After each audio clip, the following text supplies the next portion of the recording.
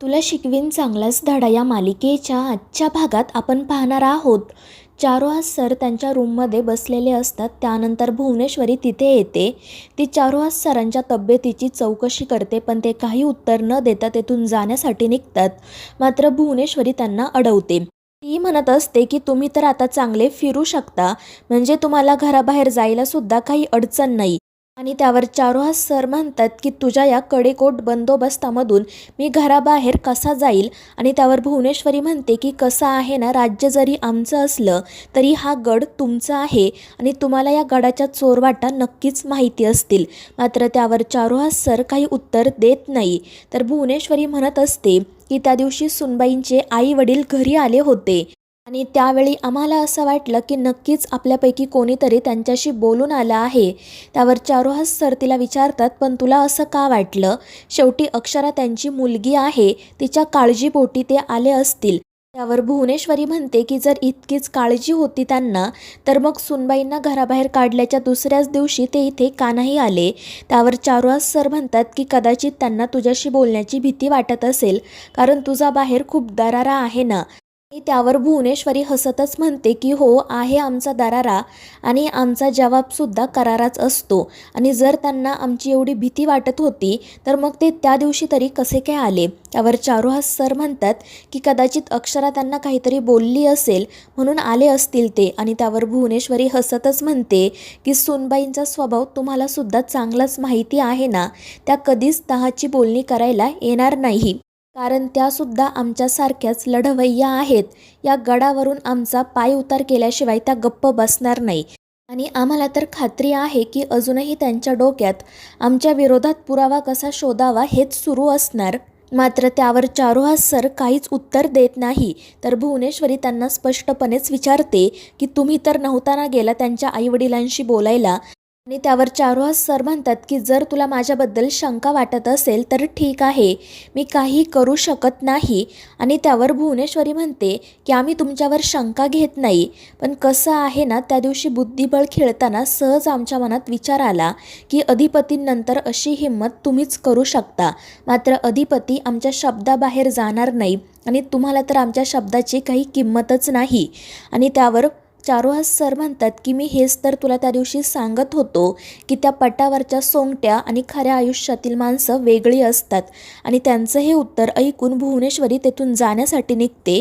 मात्र जाता जाता ती म्हणत असते की खरं काय आहे ते कळलंय आम्हाला. त्यामुळे चारुहास सर घाबरून विचारतात की नक्की काय कळलंय तुला? आणि जर तुला माझ्यावर संशय असेल तर एक गोष्ट लक्षात ठेव की काठीशिवाय मी चालूसुद्धा शकत नाही, मग या घराबाहेर कसं जाणार? आणि त्यावर भुवनेश्वरी म्हणते की तेच तर शोधून काढायचं आहे मला, नक्की तुमची काठी होतं कोण? आणि मग ती तेथून निघून जाते. मात्र चारुहास सर काळजीत पडतात. दुसरीकडे शाळेत सगळे विद्यार्थी आणि क्लर्क सर अधिपतीची वाट बघत असतात. अधिपती आल्यानंतर तो यांना विचारतो की काय झालं, तुम्ही सगळे इथे का थांबलाय? आणि त्यावर ते वेगवेगळ्या विषयांवर बोलायला सुरुवात करतात. आणि मग शेवटी अधिपतीला म्हणतात की आम्ही तुमचं एवढं मोठं काम केलं, मग आता आम्हाला पार्टी तर हवी ना. आणि त्यावर अधिपती हसतच म्हणतो की ठीक आहे, पार्टी देणार मी तुम्हाला, पण कधी आणि कुठे भेटायचं हे तुम्ही सांगा. आणि मग त्यावर सर म्हणतात की माझ्या डोक्यात एक चांगलं ठिकाण आहे, आजच आपण तिथे पार्टी करण्यासाठी जाऊ. आणि त्यासाठी अधिपतीसुद्धा तयार होतो. त्यामुळे मुलं आणि सर खुश होतात. तर दुसरीकडे चंची हॉस्पिटलमध्ये वडापाव खात बसलेली असते. तर तिला ज्या माणसाने वडापाव आणून दिलेला असतो तो तिला सांगत असतो की मॅडम लवकर संपवा, जरी ते कोणी आलं ना तर खूप मोठा प्रॉब्लेम होईल. मात्र चंची म्हणत असते की इथे कोण येणार आणि हे सगळं कोणासाठी सुरू आहे माहिती आहे ना. आणि त्यावर तो माणूस म्हणतो माहिती आहे मला, पण जर तोच माणूस इथे आला तर? आणि त्याच वेळी अधिपती त्या ठिकाणी येतो. त्यामुळे चंची घाबरून लपून बसते. तर अधिपती हॉस्पिटलमध्ये चंचीला शोधत असतो. त्यानंतर चंची लगेच भुवनेश्वरीला कॉल करते. ती भुवनेश्वरीला सांगते की मावशी मला लवकरात लवकर इथून बाहेर काढ. त्यावर भुवनेश्वरी म्हणते की अजून ती वेळ आली नाही. मात्र चंची घाबरून तिला सांगते की वेळ आली नाही खरं आहे, पण माझा काळ आलाय, अधिपती हॉस्पिटलमध्ये आलाय. आणि त्यावर भुवनेश्वरी म्हणते, मग तू घाबरतेस कशाला, जा जाऊन तुझ्या जागेवर पड. मात्र चंची तिला सांगते की मला वडापाव खावासा वाटत होता म्हणून मी बाहेर आली आहे. आणि ते ऐकून भुवनेश्वरी तिच्यावर खूप चिडते. ती चंचीला सांगते की एक गोष्ट लक्षात ठेव, आज जर अधिपतींनी तुला बघितलं ना तर तू पुन्हा कधीच कोणाला दिसणार नाही. आणि मग त्यानंतर अधिपती तेथून निघून जातात. तर चंची संधी साधून तिच्या रूममध्ये जाते. तर दुसरीकडे भुवनेश्वरी दुर्गीला बोलावते. ती दुर्गीला विचारत असते की अधिपतींना तूच हॉस्पिटलमध्ये पाठवलं ना, आम्हाला न सांगता हे सगळं करण्याची तुझी हिंमत कशी झाली. आणि त्यामुळे दुर्गी रडतच तिला सांगते की ताई, मला माझ्या पोरीची खूप काळजी वाटत होती ग. ती बिचारी रस्त्यावर चक्कर येऊन पडली होती. तू तर मला तिला भेटण्याची परवानगीसुद्धा दिली नाही म्हणून मी अधिपतींना सांगितलं.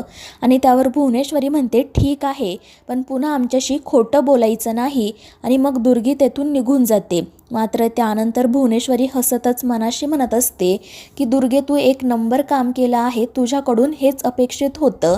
अधिपती तिथे गेलेत हे खरंच बरं झालं. तर दुसरीकडे अधिपती फॅक्टरीत अभ्यास करत बसलेला असतो. त्याच वेळी रव्या त्या ठिकाणी येतो. तो अधिपतींना विचारतो की सरकार, हे सगळं काय चाललंय तुमचं. मात्र अधिपती त्याचे प्रश्न टाळण्याचा प्रयत्न करत असतो. मात्र रव्या काही तेथून जात नाही. तो अधिपतींना विचारत असतो की नक्कीच काहीतरी गडबड आहे, कारण त्या दिवशी ती शाळेची पोरंसुद्धा आली होती आणि आता तर तुम्ही अभ्यासही करताय. त्यावर अधिपती म्हणतो की अरे, मी हा अभ्यास मितालीसाठी करतोय, ती स्पर्धेसाठी बाहेर गेली आहे ना. मात्र रव्या म्हणतो, पण मग तुम्ही कविता पाठ करून काय उपयोग होणार आहे. तुम्ही काय तुमच्या डोक्यातील कविता पेन ड्राईव्हने तिच्या डोक्यात भरणार आहात का. मात्र अधिपती त्याला म्हणतो की तू उगाच डोकं चालवू नकोस, जा इथून. पण रव्या काही जागचा हलत नाही. तो अधिपतीला म्हणत असतो की आता माझ्या लक्षात आले, त्या दिवशीसुद्धा तुम्ही तुमच्याच घरातून लपून छपून बाहेर जात होता. नक्की काय गडबड आहे. तर अधिपती म्हणतो, आणि त्या दिवशी तू सुद्धा आमच्या घरात लपून छपूनच येत होता. मग तू कशासाठी येत होता ते आधी सांग. मात्र रव्या म्हणत असतो की आधी मी प्रश्न विचारला आहे ना, मग आधी तुम्ही उत्तर द्या. मात्र अधिपती त्याला काही सांगत नाही. त्यामुळे रव्या म्हणतो की ठीक आहे, आता मी माझ्या पद्धतीने माहिती काढतो. त्या टेलरला सुद्धा विचारतो आणि त्या पोरांना सुद्धा. त्यामुळे अधिपती घाबरतो आणि मग तो रव्याला म्हणतो की ठीक आहे, मी सांगतो तुला सगळं, पण तू कुठेही बोंबाबोंब करायची नाही. आणि मग तो रव्याला सांगतो की मी शाळेत ॲडमिशन घेतलं आहे, कारण आम्ही आईसाहेबांना शब्द दिलाय की नवरा बायकोच्या नात्याने आम्ही कधीच मास्तरीणबाईंना भेटणार नाही. मग निदान विद्यार्थी आणि शिक्षकाच्या नात्याने तरी भेटता येतं का, हे बघतोय. आणि अधिपतीचं हे सगळं बोलणं ऐकून रव्या खूपच खुश होतो. तो अधिपतीला सांगतो की सरकार, तुम्ही काही काळजी करू नका, मी आहे तुमच्यासोबत. मात्र अधिपती त्याला पुन्हा एकदा वॉर्निंग देतो की ही गोष्ट कोणालाही कळता कामा नये. आणि त्यावर रव्या हो म्हणतो.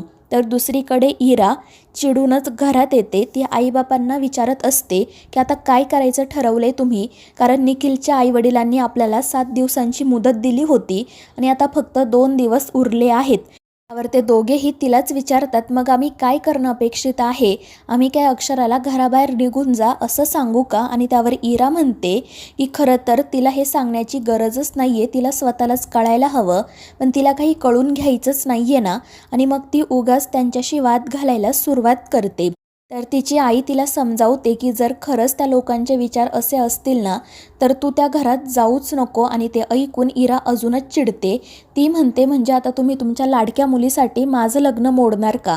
त्यावर आई तिला समजवण्याचा प्रयत्न करते. बाबासुद्धा तिला सांगतात की अजून 2 दिवस आहेत ना, आपण करू काहीतरी. मात्र इरा चिडूनच म्हणते की तुम्हाला 5 दिवसात काही जमलं नाही, आता 2 दिवसात काय करणार आहात तुम्ही. आणि ती रागातच तेथून निघून जाते. तर दुसरीकडे भुवनेश्वरी अधिपतीला बोलावते. ती अधिपतीला विचारत असते की कुठे चालला होता तुम्ही इतक्या रात्री. आणि दुर्गी सांगत होती की तुम्ही आजकाल जास्त घरामध्ये सुद्धा नसता. त्यावर अधिपती म्हणतो की काही नाही आईसाहेब, फॅक्टरीमध्ये खूप काम वाढलं आहे, त्यामुळे जास्त वेळ मिळत नाही. त्यावर भुवनेश्वरी म्हणते, ठीक आहे, तुम्ही कामाकडे लक्ष देताय हे ऐकून बरं वाटलं, पण थोडं लक्ष आमच्याकडे सुद्धा द्या. आणि मग ती अधिपतीला सांगते की खरं तर एक गोष्ट तुम्हाला सांगायची राहूनच गेली. तुमचे सासू सासरे आम्हाला भेटायला आले होते. आणि त्यावर अधिपती विचारतो, कधी. आम्हाला याबद्दल काहीच माहिती नाही. आणि मग भुवनेश्वरी त्याला सांगते की आले होते त्या दिवशी, पण त्यांचा सूर असा होता की जणू काही सगळी चूक चूक आमचीच आहे. आता मास्तरीणबाईंनी त्यांना काय काय सांगितलंय आणि त्यांनी काय काय ऐकलंय हे त्यांचं त्यांनाच माहिती. मात्र भुवनेश्वरीच्या या बोलण्यावर अधिपती काहीच उत्तर देत नाही, कारण त्याला दुर्गीने आधीच सगळा प्रकार सांगितलेला असतो. तर मित्रांनो, या मालिकेच्या पुढील भागांच्या अपडेटसाठी आपल्या चॅनेलला सबस्क्राईब करा.